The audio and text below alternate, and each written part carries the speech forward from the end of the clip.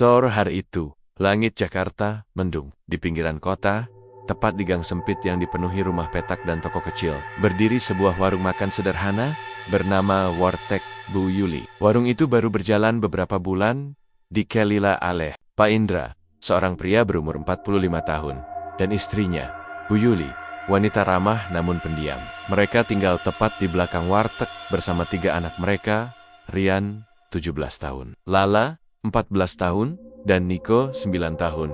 Hari-hari mereka terasa berat. Warteg selalu sepi. Dalam sehari, paling hanya 2 atau 3 orang datang makan. Padahal Bu Yuli sudah memasak dari subuh dengan bahan seadanya, sementara Pak Indra yang bertugas menjaga warung lebih banyak duduk termenung, menunggu pembeli. Kenapa warung kita selalu sepi ya? Padahal, masakan ibu udah dimasak pakai hati, keluh Bu Yuli sambil menata lok-lok sederhana di etalase kaca. Pak Indra menarik napas panjang, menatap jalanan yang hanya dilewati motor-motor tanpa henti. Entahlah, mungkin tempat kita kurang strategis, tapi kenyataannya bukan soal lokasi. Hanya 3 rumah dari warung mereka, berdiri warteg barokah milik Pak Pendi. Warteg itu hampir tak pernah sepi. Dari pagi hingga malam, selalu ramai. Pembeli, suara gelak tawa dan dentingan sendok piring terdengar sampai ke rumah Pak Indra. Aneh ya? Yah, warung Pak Pendi selalu ramai, padahal dulu waktu pertama buka, sepi juga. Tapi entah kenapa sekarang, semua orang seperti ketagihan makan di sana. Ujar Ryan, anak sulung mereka, yang mulai menyadari keanehan. Pak Indra diam, matanya menyipit memperhatikan warteg pesaingnya itu. Sejak itulah kegelisahan mulai tumbuh. Di hati Pak Indra, ia mulai sering melamun, tidur tak nyenyak. Kadang saat tengah malam, ia terduduk di depan warteg yang sudah tutup, menatap kosong ke arah warteg Pak Pendi yang lampunya masih menyala terang. Kalau begini terus, kita bisa bangkrut, ucapnya pada suatu malam, suaranya pelan seperti bisikan angin. Bu Yuli mencoba menenangkan, rezeki sudah ada yang atur. Ya, kita tinggal usaha dan berdoa. Namun bagi Pak Indra, kata-kata itu hanya pelipur lara yang tak bisa membayar uang, listrik, tagihan sekolah anak-anak, atau utang bahan makanan ke pasar. Sampai suatu malam, saat hujan deras mengguyur kawasan itu, terdengar ketukan pelan di pintu belakang rumah mereka. Tok, tok, tok. Pak Indra membuka pintu. Di hadapannya berdiri seorang pria tua berjubah hitam, wajahnya samar tertutup topi lebar dan kerudung. Lusuh, tangannya menggenggam tongkat kayu hitam pekat yang aneh bentuknya, seperti akar pohon. Pak Indra, suara orang itu berat, seperti keluar dari lorong gelap. Siapa Anda? Tanya Pak Indra waspada. Kalau kau ingin wartegmu ramai, aku bisa bantu. Tapi ingat, tidak ada yang gratis di dunia ini. Pak Indra menatapnya tajam. Kau ini siapa sebenarnya? Pria itu tak menjawab. Ia hanya menyodorkan sebuah kertas. Lusuh yang tiba-tiba muncul dari balik jubahnya. Di kertas itu tertulis siret-siret yang aneh ritual, malam Jumat, sesajen tertentu, dan satu kalimat yang membuat Pak Indra merinding. Tumbalkan yang paling kau cintai, maka rezekimu akan mengalir tanpa henti. Pak Indra tertawa kecil, mencoba menolak. Kau gila. Namun pria itu hanya menatapnya tajam dan berkata, lihat saja, saat waktunya tiba, kau akan mencariku sendiri. Hujan masih turun deras ketika sosok misterius itu menghilang begitu saja di tikungan gang. Malam itu, Pak Indra tidak bisa tidur. Kata-kata pria itu terus bergema di kepalanya. Tumbalkan yang paling kau cintai. Kalimat itu seolah menanamkan benih gelap di hati yang sedang rapuh. Keesokan harinya, saat Pak Indra kembali menjaga warteg, ia melihat hal yang membuat hatinya semakin perih. Warteg Pak Pendi dipenuhi pelanggan hingga mengantre keluar. Sementara wartegnya sendiri hanya dihinggapi seekor lalat di dalam dadanya. Rasa iri berubah menjadi amarah. Dan di sanalah awal dari sebuah keputusan gelap yang akan menjerumuskan bukan hanya dirinya, tapi juga keluarganya ke dalam neraka pesugihan yang mengerikan. Beberapa hari setelah pertemuan aneh itu, suasana hati Pak Indra semakin gelap. Ia menjadi pendiam, murung, dan sering termenung lama di depan warung. Tatapannya kosong, seperti sedang berbicara dengan sesuatu yang tak terlihat. Bu Yuli mulai khawatir. Ia tahu suaminya sedang memikirkan sesuatu, tapi tak tahu apa. Ya, kamu kenapa? Sejak malam hujan itu, kamu seperti bukan kamu lagi. Tanya Bu Yuli, saat mereka berdua duduk di dapur kecil, menunggu pembeli yang tak kunjung datang. Pak Indra hanya menggeleng pelan. Aku cuma capek yuk. Malam harinya, hujan kembali turun. Tidak sederas sebelumnya, tapi cukup membuat udara dingin menembus dinding rumah mereka yang terbuat dari kayu. Pak Indra tidak tidur. Ia duduk sendiri di warung yang sudah tutup, hanya ditemani lampu redup dan suara rintik hujan. Tiba-tiba, suara langkah kaki terdengar dari arah gang samping. Tap, tap, tap. Pak Indra menoleh, dan seperti sudah diduganya, sosok pria berjubah hitam itu kembali muncul dari balik bayangan. Kau datang lagi, ucap Pak Indra pelan. Pria itu tersenyum samar, senyumnya dingin seperti angin kuburan. Kau sudah melihat kenyataan kan? Wartegmu sepi, sementara si Pendi itu, rezekinya melimpah. Tapi dia juga pernah menemuiku, seperti kau sekarang. Pak Indra terkejut. Apa maksudmu Pak Pendi? Ya, tak ada yang benar-benar bersih di dunia ini. Semua orang yang naik dengan cepat, pasti ada yang ditumbalkan. Pak Indra menelan ludah, pikirannya kacau. Ia ingin sukses, ingin wartegnya ramai, ingin anak-anaknya bisa sekolah dan makan enak. Tapi, tumbal? Apakah itu benar-benar harus dilakukan? Aku tak bisa melakukan itu. Aku punya anak, bisiknya. Sosok berjubah hitam itu mendekat. Begitu, dekat hingga napasnya terdengar berat. Kau tak perlu memutuskan sekarang. Tapi pintu itu selalu terbuka, selama hatimu masih goyah. Lalu, seperti asap yang ditiup angin, pria itu menghilang begitu saja. Pak Indra tersentak. Jantungnya berdetak kencang. Ia tahu, ini bukan mimpi, ini nyata. Keesokan harinya, terjadi sesuatu yang aneh. Pagi-pagi sekali, sebelum mereka sempat membuka warteg, datang seorang pria tak dikenal. Ia mengenakan pakaian kantoran, rapi, tapi wajahnya pucat. Mau makan? Tania Bu Yuli.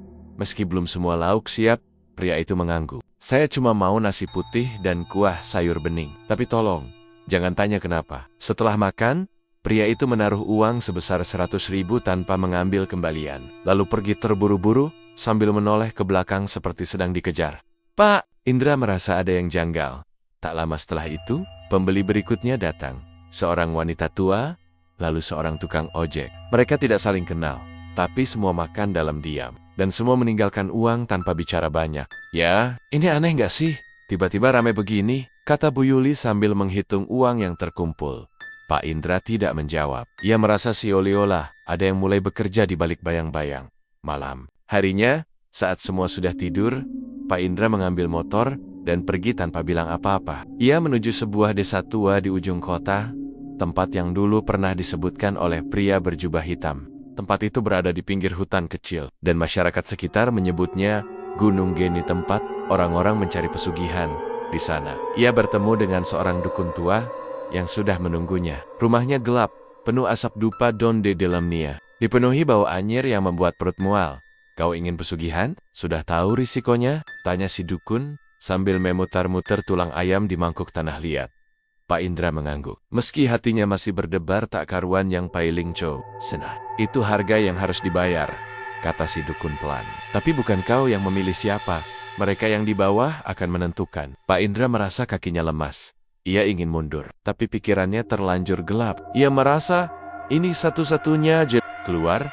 Hidup sudah terlalu berat. Ia sudah gagal sebagai kepala keluarga. Dan kini, ia ingin membuktikan bahwa ia bisa mengangkat keluarga dari keterpurukan walau harus lewat jalur hitam. Ritual pun dimulai malam itu juga. Pak Indra diminta membawa tanah dari halaman rumahnya, seikat rambut istrinya tanpa sepengetahuan, dan selembar pakaian salah satu anaknya. Ia tak tahu siapa yang akan dipilih, tapi dukun berkata, mereka akan datang saat malam ketujuh. Siapapun yang mereka ambil, jangan lawan. Kalau kau menghalangi, kau sendiri yang akan jadi tumbal. Setelah semuanya selesai, Pak Indra pulang dengan tubuh lemas dan wajah pucat. Ia menatap rumah kecilnya, melihat istri dan anak kenannya tidur lelap di dalam. Ia menangis diam-diam di teras rumah. Tapi dalam hatinya, sebuah perjanjian telah dibuat. Dan 7 malam dari sekarang, 1 nyawa dari rumah itu akan menghilang. Pagi hari di warung makan, Pak Indra kini tak lagi sepi. Warteg yang dulu hanya dikunjungi segelintir orang, kini berubah drastis. Dalam waktu semalam, pembeli berdatangan dari segala arah. Ada yang berjalan kaki, naik motor, bahkan ada juga yang naik mobil dan rela antre di pinggir jalan. Warteg kecil itu mendadak ramai seperti pasar. Bu Yuli yang biasanya harus membuang lauk karena tak laku, kini kewalahan. Nasi ludes, sayur habis, lauk tak tersisa. Bahkan sebelum tengah hari, semua sudah habis tak bersisa. Ya Allah, ya, ini rezeki apa musibah ya? Gumam Bu Yuli sambil mengelap keringat. Bisa habis semua begini. Padahal baru jam 11, Pak Indra hanya tersenyum kecil. Di wajahnya ada raut bahagia namun juga ketegangan yang sulit disembunyikan. Ia tahu, ini bukan karena masakan yang tiba-tiba enak atau lokasi yang jadi strategis. Ini semua karena perjanjian gelap yang ia lakukan di malam ritual hari demi hari. Warteg semakin ramai. Banyak pelanggan datang berulang kali. Bahkan ada yang bilang, entah kenapa makan di sini tuh bikin nagih. Rasanya kayak ada yang manggil dari dalam perut buat balik ke sini. Namun, di balik kesibukan itu, kinihan-kinihan mulai muncul. Pertama, Rian, anak sulung mereka, mulai sering melamun dan bicara sendiri. Ia duduk di depan rumah sambil menatap ke jalanan kosong. Ada yang manggil aku dari ujung gang, Bu, katanya suatu malam. Manggil... Gimana, Nah? Tanya Bu Yuli khawatir. Suara laki-laki, pelan. Tapi jelas, dia bilang, sini Rian, waktunya udah dekat. Bu Yuli langsung merinding. Ia mencium bau tak sedap dari arah dapur, padahal warung baru saja dibersihkan. Saat diperiksa, tak ada apa-apa. Tapi bau amis dan anyir itu terus datang, makin hari makin kuat. Kedua, Lala mulai bermimpi buruk setiap malam. Ia mengigau, menjerit, bahkan kadang terbangun sambil menangis. Mimpinya selalu sama. Aku lihat, Kak Rian digiring ke dalam sumur gelap, Bu. Ada tangan-tangan hitam menarik dia. Ucap Lala dengan wajah pucat. Bu Yuli mulai bener-bener ketakutan. Ia mencoba menceritakan semuanya ke Pak Indra. Tapi suaminya malah semakin diam. Tatapan matanya kosong. Ia sering terbangun tengah malam dan hanya duduk di ruang makan. Menatap dinding, seolah menunggu sesuatu. Ketiga, Rian menjadi makin aneh. Ia mulai menulis simbol-simbol asing di buku sekolahnya. Ea baik Harasol, makhluk-makhluk bawah tanah yang datang lewat mimpi. Ia pernah bahkan menggambar wajah hitam tanpa mata dengan mulut lebar menyeringai. Ayah udah tanda tangan kontrak sama mereka, katanya pelan suatu hari. Aku dipilih duluan. Mendengar itu, Pak Indra tersentak. Ia mencengkeram tangan Rian. Kamu dengar dari mana? Rian hanya tertawa kecil. Mereka bisikin di telinga aku tiap malam. Malam ketujuh akhirnya datang. Langit begitu gelap, tanpa bintang. Angin menderu kencang, membuat atap rumah mereka bergoyang, seperti akan terbang. Bu Yuli yang sudah tak kuat menyimpan rasa curiga, akhirnya bertanya langsung kepada Pak Indra. Ya, kamu bohong sama aku. Kan, ini semua bukan rezeki biasa. Ini bukan berkah kan? Apa yang kamu lakuin? Pak Indra hanya bisa menunduk. Matanya berkokoh-kokoh.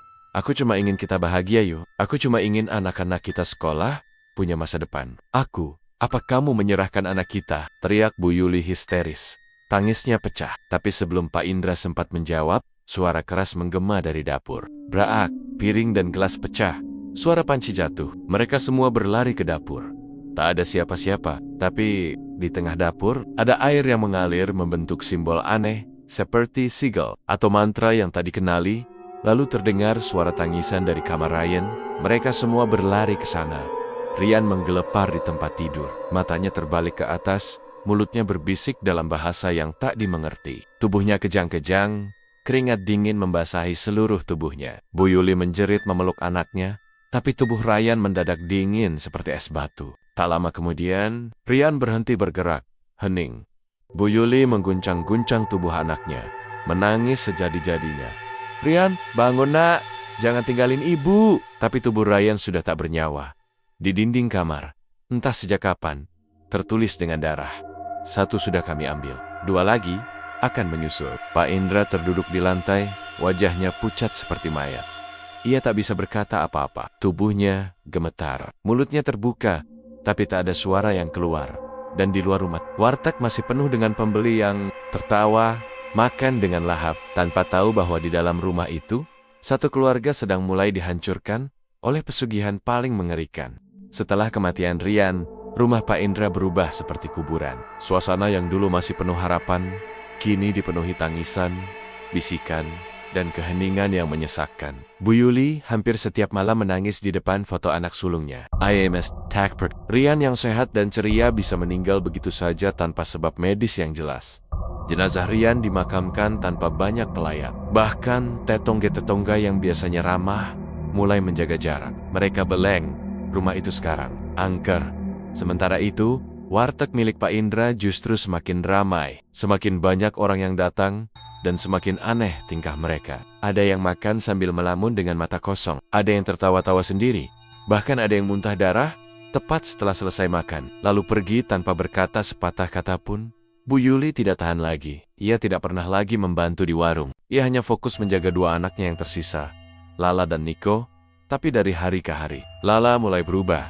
Hari pertama setelah kematian Rian, Lala menjadi pendiam. Ia tak mau makan, tak mau bicara, dan terus menatap keluar jendela. Malam harinya, ia terbangun sambil menangis. "Ibu, tadi aku lihat Kak Rian berdiri di dapur," bisiknya pelan. "Dia berdarah semua. Tapi dia manggil aku, Bu Yu." Menenangkannya, menganggap itu hanya mimpi buruk karena trauma. Hari ketiga, Lala mulai berjalan sambil tidur. Tengah malam, Bu Yuli terbangun karena mendengar suara sendok beradu dengan piring dari arah dapur. Saat diperiksa, Lala berdiri di depan meja makan, sedang mengaduk sesuatu di dalam mangkuk kosong. Matanya terpejam. "Lala, bangun! Kamu ngapain?" Lala hanya menoleh perlahan dan berkata dengan suara yang bukan miliknya, "Mereka lapar. Waktunya aku masak buat mereka." Lalu ia jatuh pingsan. Hari kelima, simbol-simbol aneh mulai muncul di lantai dapur dan kamar mandi. Setiap malam terdengar suara langkah kaki dari atap dan suara bisikan dari dinding. "Niko sih," bungsu bahkan bilang ia melihat bayangan hitam melayang di atas kompor. Pak Indra semakin tidak stabil. Ia mulai sering berbicara sendiri, memandangi ruang makan lama-lama, bahkan memaki Bu Yuli ketika mencoba menghentikannya. "Bekerja di warteg kita, Get bisa. Monder you, sudah terlambat, kau bilang cuma satu. Kau bilang, Rian satu-satunya tumbal," teriak Bu Yuli dengan suara parau. Pak Indra membanting kursi. "Aku juga nggak tahu, mereka minta lebih dari satu." Hening menyelimuti rumah itu malam ke-7. Setelah kematian Rian, jam 2 dini hari, dapur berbau amis seperti daging busuk yang dibiarkan berhari-hari. Bu Yuli terbangun karena mendengar suara tawa anak kecil dan suara piring pecah. Ia berlari ke dapur. Lala tidak ada di kamarnya. Dari balik pintu dapur yang setengah terbuka, ia melihat Lala berdiri menghadap lemari piring, tapi sosoknya bukan seperti biasanya. Rambutnya terurai akake koken, matanya kosong, dan tubuhnya kaku seperti boneka kayu. "Lala," tanpa menoleh, Lala bergumam, "Ibu, mereka sudah datang." Tiba-tiba, lampu dapur padam, gelap total, suara langkah. Kaki bergema di lantai dapur. Tapi anehnya, ada lebih dari satu langkah. Seperti banyak orang yang berjalan pelan-pelan. "Memu tari Lala." Terdengar suara berbisik. "Tumbal kedua. Waktunya, waktunya." Lalu terdengar suara Lala menjerit sangat keras. Sebelum akhirnya hilang begitu saja. Ketika lampu kembali menyala dengan sendirinya, Bu Yuli menjerit histeris. Lala sudah tak ada, tapi darah tercecer di lantai. Dari dekat lemari sampai ke bawah meja makan. Di dinding, tertulis pesan baru dalam darah segar. "2 telah kami ambil. 1 lagi. Lalu kalian semua milik kami." Pagi harinya, orang-orang tetap datang ke warteg. Mereka tak tahu apa yang terjadi malam sebelumnya. Beberapa bahkan makan dengan lahap, seakan tidak ada tragedi yang sedang terjadi di balik dapur itu. Pak Indra duduk di kursi depan warung. Wajahnya kosong, tak menangis, tak bicara, hanya duduk memegangi gelang rambut milik Lala yang ditemukan di lantai dapur. Sementara Bu Yuli mengurung diri di kamar bersama Niko yang mulai ketakutan. Anak kecil itu menggambar sosok hitam dengan tanduk panjang dan mata merah di kertasnya. Lalu berkata pelan, "Mereka udah deket, Bu." Lilong bilang, "Aku yang terakhir." Bu Yuli memeluk Niko erat-erat. Tubuhnya gemetar. Air matanya tak henti menetes. Dan di kejauhan, dari balik lorong dapur, bayangan tinggi besar mulai tampak. Sesekali, berdiri, menunggu, mengintai. Malam-malam di rumah Pak Indra tak lagi seperti rumah. Setiap sudut dipenuhi kesedihan, ketakutan, dan aura kematian yang belum pergi. Setelah kepergian Lala menghilang tanpa jejak, hanya meninggalkan noda darah dan bau amis yang tak hilang-hilang, Bu Yuli makin tak sanggup menahan tangis. Ia hampir tak pernah tidur. Tubuhnya kurus, wajahnya pucat, matanya merah karena terlalu sering menangis. Di kamar belakang, Niko si bungsu yang baru berumur 9 tahun, mulai sering berbicara sendiri. Duduk di pojokan, berbicara sambil tertawa, lalu dia menatap ke langit-langit sambil tersenyum. "Niko, kamu ngomong sama siapa?" tanya Bu Yuli suatu pagi. Matanya sembab. Niko menoleh pelan, lalu menunjuk ke bawah tempat tidurnya. "Sama Lelung, Bu, dia teman aku sekarang." "Lelung? Siapa itu?" Niko tersenyum lebar, tapi matanya kosong. "Dia yang jaga aku, supaya nggak diambil dulu. Tapi katanya, waktunya udah deket." Hari demi hari, keanehan makin menjadi. Niko menggambar sosok Lelung di dinding kamarnya. Sosok tinggi, hitam, punya mulut besar yang sobek sampai ke telinga, dan tanduk panjang melengkung. Cable, tangan kirinya seperti cakar, dan matanya berwarna merah darah. Dia tinggal di loteng. Bu, tapi malam-malam dia suka turun ke dapur, bisik Niko sambil menggambar lingkaran merah di lantai. Bu Yuli menangis melihatnya. Ia tahu, anaknya tidak bohong. Rumah ini sudah berubah. Hantu dan iblis bukan lagi dongeng, tapi sudah hidup di dalam tembok rumah mereka. Dan Lelung entah makhluk apa itu sekarang, sudah dekat sekali dengan anak bungsunya. Sementara itu, Pak Indra semakin kehilangan arah. Ia masih tetap membuka warteg. Warung itu sekarang seperti candu bagi para pelanggan. Orang-orang datang dengan mata cekung, wajah lelah, tapi makan dengan rakus seperti orang kesurupan. Beberapa dari mereka sempat mengeluh, "Pak, lauknya enak banget. Tapi kenapa saya mimpi makan daging anak kecil ya?" Ada juga yang bilang, "Saya mimpi duduk makan di meja panjang. Tapi yang makan bareng saya semuanya gak punya wajah." Pak Indra hanya menunduk. Ia tahu, ia sadar. Tapi ia tak bisa mundur. Warteg itu kini bukan miliknya sepenuhnya. Warteg itu milik mereka. Makhluk dari dunia lain yang menagih tumbal dengan cara licik dan kejam. Malam ke-14. Sejak tumbal pertama, Pak Indra terbangun karena mendengar suara ketukan dari atap. Tok, tok, lalu terdengar suara seretan.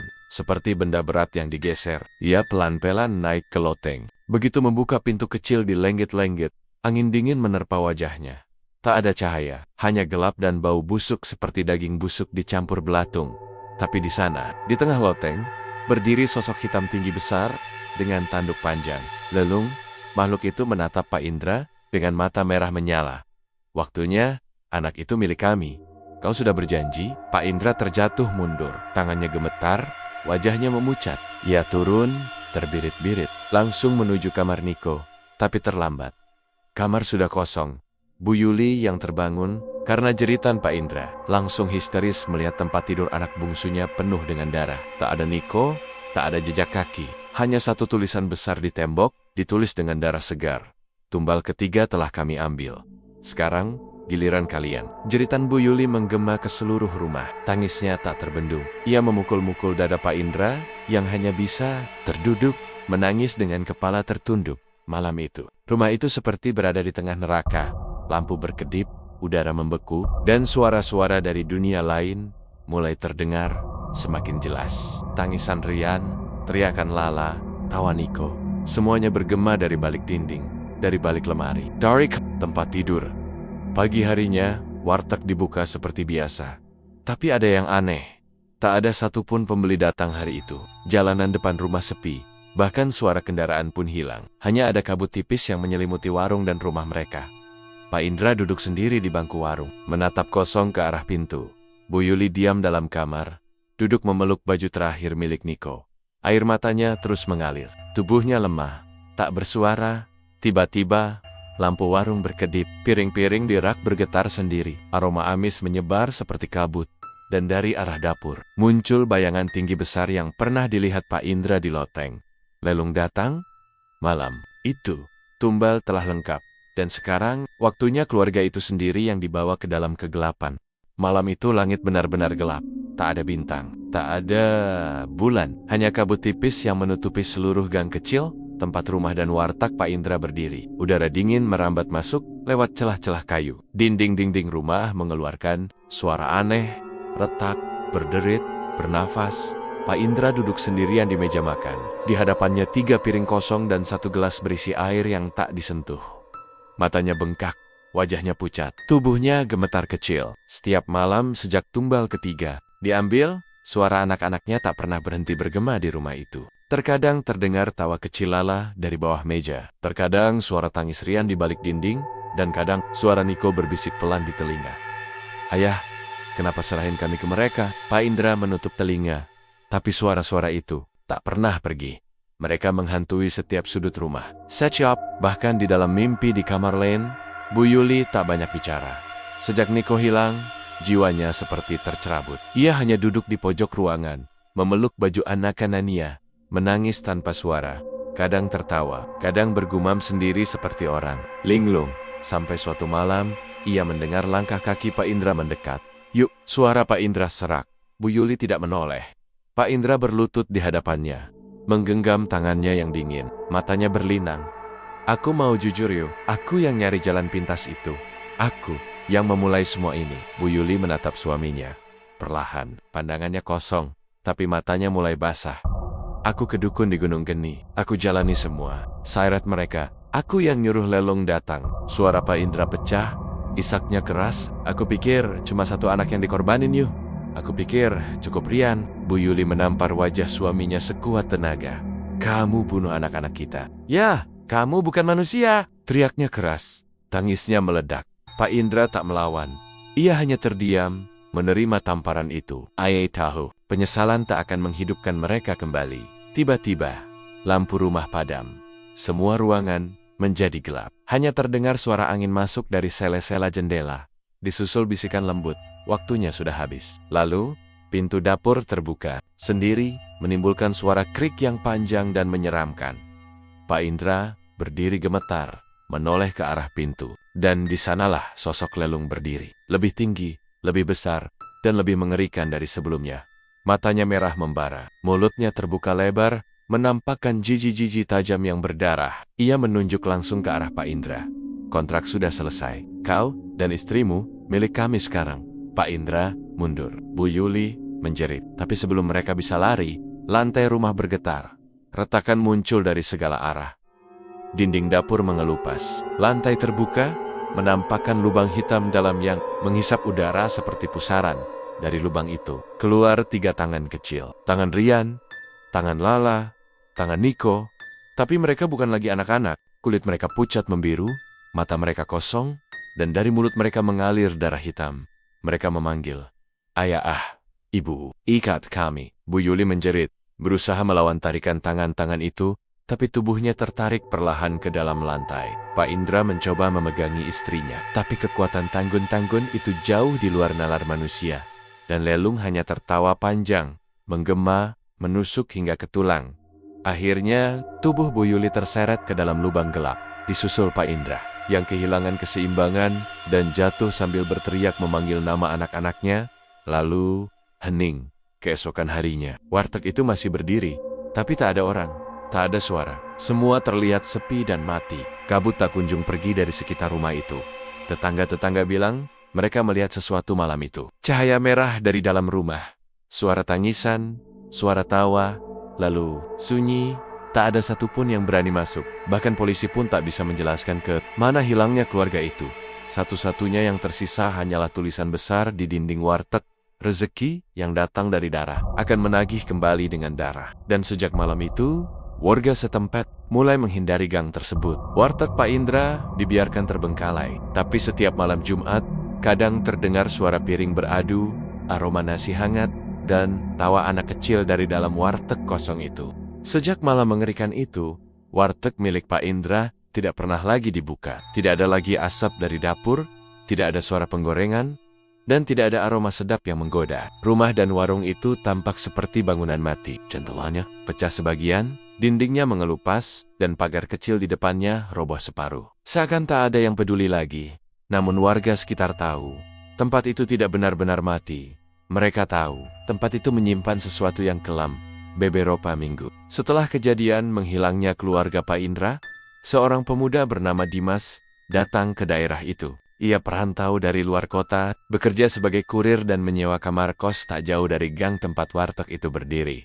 Suatu malam, saat hujan turun deras dan ia pulang terlambat, Dimas berteduh di emperan depan warteg tersebut. Ia tidak tahu tentang kisah warteg itu. Ia mengira hanya bangunan tua tak terpakai. Sambil menunggu hujan reda, ia menyalakan rokok. Namun tiba-tiba, ia mencium bau sedap aroma nasi hangat dan tempe goreng. Wah, malam-malam gini, ada yang masak? Gumamnya heran. Ia mendekatkan hidung ke arah jendela. Bau itu makin terasa jelas. Dan yang paling mengejutkan, lampu dapur menyala sendiri. Jelas sekali, padahal dari luar, rumah itu terlihat gelap dan tak berpenghuni. "Halo," panggil Dimas. Tak ada jawaban.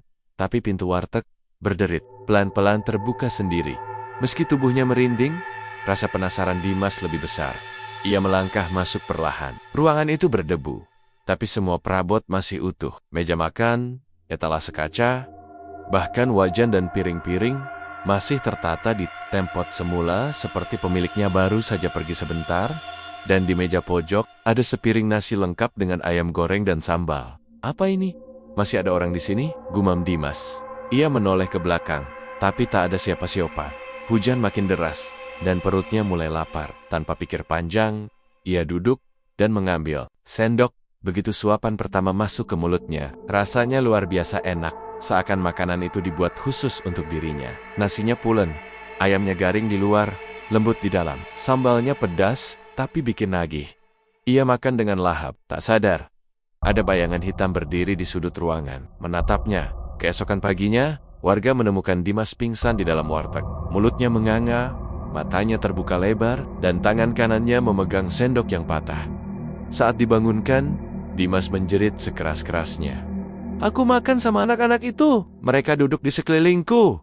Aku nggak bisa berhenti makan. Mereka aku makan daging mereka. Dimas langsung dibawa ke rumah sakit jiwa. Ia tak bisa tenang, selalu bicara tentang meja panjang, darah di piring, dan suara tawa anak kecil. Tapi dokter bilang, tak ada gejala medis yang jelas. Tubuhnya sehat, tapi jiwanya hancur. Kabar itu menyebar cepat. Warga makin takut. Orang-orang mulai pindah dari gang itu. Rumah-rumah sekitar dikontrakan murah, tapi tak ada yang mau tinggal. Sementara itu, hal-hal aneh mulai terjadi. Beberapa warga melaporkan kejadian-kejadian ganjil. Seorang ibu rumah tangga yang lewat depan warteg malam-malam melihat anak kecil duduk di dalam, melambai padanya. Seorang tukang ojek online mengantar pesanan fiktif ke alamat warteg, dan saat menengok ke dalam, melihat meja makan penuh darah. Seorang anak kecil yang bermain di sekitar warteg tiba-tiba hilang, dan hanya ditemukan boneka miliknya tergantung di pintu warteg dengan mata dicoret tinta hitam. Warteg itu kini disebut orang sebagai warteg setan. Warga memasang pagar seng untuk menutup akses. Tapi tetap saja, suara-suara masih terdengar dari dalam setiap malam Jumat Kliwon. Orang bilang, setiap malam Jumat, jam 2 dini hari, akan terdengar suara piring beradu, sendok berketukan dan tawa anak-anak yang sedang makan, dan mereka bilang, siapapun yang mendekat, terlalu dekat. Bisa jadi tamu tak diundang di meja makan terakhir mereka. Suatu malam, sekelompok pemburu konten YouTube horor datang ke warteg itu. Mereka membobol pagar seng, membawa kamera dan alat-alat spiritual. Mereka merekam sambil bercanda, mengejek, dan menantang roh penghuni warteg.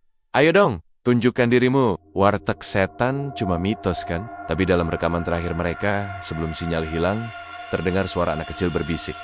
Makanlah bersama kami. Lalu, kamera jatuh. Gambar terakhir hanya menunjukkan bayangan hitam dengan mata merah menyala. Mereka bertiga tak pernah ditemukan lagi. Warteg itu kini dibiarkan terbengkalai. Rumput liar tumbuh menembus lantainya. Dindingnya penuh coretan tangan kecil. Tapi tak, ada yang berani membersihkan. Tak ada yang berani mendekat. Karena semua orang tahu, kutukan warteg itu belum selesai. Dan setiap nyawa baru yang datang adalah hidangan berikutnya. Pagi itu langit mendung menggantung di atas kampung. Burung-burung tak terdengar berkicau, dan angin seolah membawa aroma tanah basah bercampur bau amis. Di salah satu rumah tua di ujung desa, seorang pria lanjut usia tengah menyiapkan tas kecil, berisi botol air, garam, dan kitab tua berwarna coklat kusam. Namanya Ki Arta, seorang pendeta sepuh yang dikenal sebagai penyembuh spiritual. Ia sudah sering menangani kasus-kasus kerasukan, santet, bahkan pesugihan. Namun kisah tentang warteg setan membuat darahnya dingin. Sudah 3 anak hilang dalam 2 bulan terakhir. Warga semakin takut. Bahkan polisi sudah tak berani menyentuh kasus ini. Semua hanya berharap ada yang bisa mengakhiri teror itu. Ki Arta datang sendirian ke depan warteg. Pagar seng berkarat masih berdiri, namun terbelah seperti terbuka sendiri. Langkahnya mantap, meski tongkat kayu di tangannya bergetar perlahan. Ia menatap ke dalam bangunan gelap itu, lalu berbisik pelan. Wahai arwah yang belum tenang, aku datang bukan untuk merusak tempatmu, tapi mengakhiri penderitaanmu. Angin mendadak bertiup kencang. Pintu warteg terbuka sendiri dengan suara mengerikan. Ki Arta masuk perlahan, aroma busuk langsung menyergap hidungnya. Di dalam, semua tetap sama. Meja panjang, piring-piring kosong, dan noda merah yang menempel di lantai. Ia menaburkan garam di sekeliling ruangan, sambil membaca mantra dalam bahasa Jawa kuno. Tapi belum sampai 1 putaran, lampu berkedip cepat. Suara piring beradu terdengar dari dapur. Dan tiba-tiba, ayu, maka anen. Suara anak kecil terdengar, diikuti tawa cekikikan yang menusuk telinga. Ki Arta tetap tenang. Ia membuka kitabnya dan melanjutkan doa dengan suara lebih keras. Tapi saat ia berbalik, 3 sosok anak kecil berdiri di belakangnya. Mata mereka kosong, kulit mereka biru kehitaman. Baju mereka penuh darah dan sobek-sobek. "Kami lapar, kek. Bantu kami kenyang," kata salah satunya dengan suara pelan. Ki Arta menggigit bibirnya. Ia sadar, ini bukan anak biasa. Ini adalah roh anak-anak Pak Indra yang dijadikan tumbal pesugihan. Mereka tak akan tenang sebelum mendapatkan apa yang mereka inginkan. Darah atau penebusan. Tiba-tiba, dari lantai warteg muncul sosok tinggi besar. Tubuhnya gelap seperti arang terbakar, matanya merah, mulutnya penuh gigi tajam. Lelung, makhluk penjaga pesugihan, akhirnya memperlihatkan wujud aslinya. Orang tua bau tanah. "Pergi sebelum kau ikut jadi sajian?" Ki Arta tidak gentar. Ia mencabut botol kecil dari tasnya dan melemparkannya ke arah Lelung. Air itu menyala saat mengenai tubuh makhluk itu, membuatnya mengaum keras. "Kau pikir mudah menebus dosa pesugihan ini?" Mereka yang menyerahkan darah keluarga tak bisa pergi dengan damai. Ruang warteg bergetar. Dinding retak, piring-piring beterbangan. Sosok arwah Anaka menangis sambil menutup telinga. Ki Arta tahu tubuh mereka bisa diselamatkan, tapi tidak jiwanya, kecuali si pelaku utama membebaskan mereka dengan pengakuan dan pengorbanan. Tapi Pak Indra dan istrinya sudah diseret ke dalam alam Lelung. Jalan satu-satunya. Memutus kontrak leluhur, Ki Arta duduk bersila di tengah ruangan, menyalakan dupa, dan mulai memanggil satu nama. "Indra, Indra, bangkitlah! Tebus dosamu." Tiba-tiba, suara jeritan dari bawah tanah terdengar. Lantai warteg terbuka, dan dari lubang hitam pekat itu muncul sesosok tubuh. Pak Indra, tubuhnya lemah, wajahnya hancur, matanya menangis darah. Ia merangkak ke arah Ki Arta sambil mengibah. "Aku menyesal, aku salah, ampuni aku." "Kembali, anak-anakku." Ki Arta menatapnya tajam. "Kau harus menebusnya, Indra. Bukan dengan air mata, tapi dengan jiwamu." Lelung kembali muncul, mengaum dan menerjang. Tapi sebelum mencapai mereka, Ki Arta menyatukan tangan Pak Indra dan arwah ketiga anaknya. "Pilih, terus jadi budak Lelung, atau relakan dirimu jadi perisai mereka." "Pak Ek." Indra menatap anak kenania, lalu menjerit. "Ambil aku saja, lepaskan mereka." Begitu kata itu keluar, tubuhnya terbakar api hitam. Lilang menjerit, semua benda di dalam beterbangan dan pecah. Tapi Ki Arta tetap duduk, melindungi arwah anak-anak yang menangis dan berpelukan. Beberapa saat kemudian, semua menjadi hening, api padam, warteg remuk separuh. Lelung menghilang, dan hanya tersisa 3 sosok anak kecil, berjalan perlahan ke arah cahaya yang muncul dari atap, lalu lenyap, menghilang dalam damai. Pak Indra tak terlihat lagi. Ia telah menyerahkan jiwanya sepenuhnya sebagai penebus kutukan. Ki Arta terbaring lemah di lantai. Napasnya tersengal, tapi ia tersenyum. Besok paginya, warga terkejut melihat warteg Pak Indra rata dengan tanah, seperti diguncang gempa kecil. Tapi tak ada tanda kebakaran, tak ada jenazah, tak ada sisa piring atau meja, hanya tersisa 3 bunga, melati dan seikat rambut anak kecil di tengah puing. Dan sejak hari itu, kutukan warteg setan pun berhenti. Tak ada lagi suara piring. Tak ada lagi tawa anak kecil. Tak ada lagi korban baru. Tapi warga tak pernah lupa. Karena sekali seseorang bermain-main dengan pesugihan darah, bayarannya tak pernah ringan. 2 minggu setelah kejadian mengerikan itu, kampung tempat warteg Pak Indra berdiri mulai tenang kembali. Tidak ada lagi suara aneh di malam hari. Tidak ada lagi anak kecil yang mengigau. Dan warteg yang dulunya angker, kini hanya menyisakan tanah kosong yang ditumbuhi ilalang. Namun, tenang, bukan berarti semua berakhir damai. Ki Arta masih hidup, namun tubuhnya semakin lemah. Ia dirawat di rumah kecil miliknya, dibantu oleh beberapa warga yang dulu sering memintanya membantu urusan gaib. Tubuhnya pucat, bibirnya selalu bergetar seperti orang demam. Tapi yang paling aneh, ia tidak memiliki bayangan lagi setiap matahari terbit. Tubuhnya tidak menimbulkan bayangan di lantai atau tanah. Ia sendiri menyadari bahwa jiwanya telah separuh tertarik ke alam makhluk pesugihan. Lelung memang sudah terusir, tapi kontrak pesugihan itu masih mengikat orang yang terlibat dalam ritual pemanggilan. Aku sudah tidak lama di dunia ini, tapi harus aku ceritakan, agar tidak ada yang mengulangi kesalahan keluarga Pak Indra. Maka Ki Arta menulis semua kejadian itu ke dalam sebuah buku tua yang ia beri judul Warteg Darah, Catatan Hitam Pesugihan. Di sisi lain, Bu Yul, istri Pak Indra, dinyatakan hilang. Sejak malam warteg itu runtuh, tak ada yang pernah melihatnya lagi.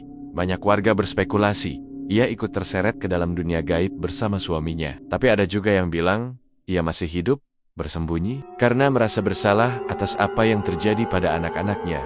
Beberapa orang mengaku melihat perempuan dengan rambut panjang acak-acakan, berjalan tanpa alas kaki di sekitar hutan belakang pasar. Matanya kosong, bibirnya pucat, dan ia kadang bergumam, "Rian, Lala, Niko, tunggu ibu." Namun saat dikejar, perempuan itu selalu menghilang seperti ditelan kabut. 5 tahun kemudian, sebuah keluarga baru datang ke kampung itu. Mereka pendatang dari luar kota, suami istri muda dengan satu anak kecil perempuan. Mereka membeli lahan kosong tempat warteg Pak Indra. Pernah berdiri dengan harga sangat murah karena warga masih percaya tanah itu dingin. Sang suami bernama Reza dan istrinya Dinda. Mereka membuka usaha kecil-kecilan, membuat tempat makan baru yang diberi nama Warteg Rizky Sejati. Warga sempat menolak, memberi peringatan halus, tapi Reza dan Dinda tertawa saja. Mereka tak percaya hal mistis, dan percaya semua kejadian buruk bisa dihindari jika berdoa dan bekerja keras. Hari pertama buka, warteg mereka sepi. Hari kedua, mulai ada 1-2 pelanggan. Tapi anehnya, hari ke-7, warteg itu langsung penuh, orang-orang datang seperti digiring. Mereka makan rakus, seperti tidak kenyang-kenyang. Bahkan, ada yang kembali 2 kali dalam sehari. Dan, perlahan, bau amis mulai muncul dari dapur. Suatu malam, Reza terbangun karena mendengar suara dari dapur. "Ayo, makan." Suara anak kecil, samar-samar, lalu terdengar suara piring beradu. Ia pikir itu anaknya bermain, tapi saat dilihat, anaknya tertidur di samping istrinya. Reza mendekat ke dapur. Lampu berkedip, kompor mati sendiri, panci bergeser pelen-pelen di meja, dan di dinding ada noda merah membentuk tulisan, "Kalian pikir ini sudah selesai?" Reza mundur ketakutan, tapi saat hendak lari kembali ke kamar, ia melihat bayangan di sudut dapur, sosok perempuan, berambut panjang, bergaun sobek, wajah pucat, menatap Reza tanpa ekspresi. "Bu Yuli, mereka belum kenyang, tumbal masih harus dibayar." Lalu menghilang begitu saja. Keesokan harinya, Reza bercerita pada istrinya. Mereka memutuskan menutup warteg untuk sementara, tapi pelanggan tetap datang bahkan memaksa masuk. Mereka menggedor pintu warteg, memaki, menangis, bahkan mengancam akan membakar rumah Reza jika tidak dibukakan. Reza bingung, ia tak pernah melakukan perjanjian gaib. Ia tak tahu menahu soal pesugihan, tapi ia lupa satu hal penting. Tanah bekas pesugihan tetap membawa kutukannya. Akhir dari segalanya. Atawevo baru. Ki Arta meninggal dunia tak lama setelah mendengar kabar itu. Tapi sebelum ia wafat, ia berpesan kepada salah satu muridnya, selama manusia masih serakah, selama warteg itu masih berdiri, akan selalu ada darah yang ditagih. Karena pesugihan bukan hanya soal ritual tapi soal niat dan tanah. Tidak pernah melupakan. Buku warteg darah akhirnya ditemukan di kamarnya, penuh dengan simbol dan catatan mengerikan. Banyak hal yang belum diketahui tentang makhluk lelung, tentang kontrak darah, dan tentang anak keempat yang konon belum pernah lahir tapi namanya tercatat di dalam perjanjian Pak Indra. Dan kabar terakhir, anak perempuan Reza yang baru berumur 5 tahun, mulai sering bicara sendiri. Sambil menyanyikan lagu Jawa lama, Rian manggen soto, Lala manggun siga, Niko arep turu. Setiap malam, di dapur, di meja makan, sendiri,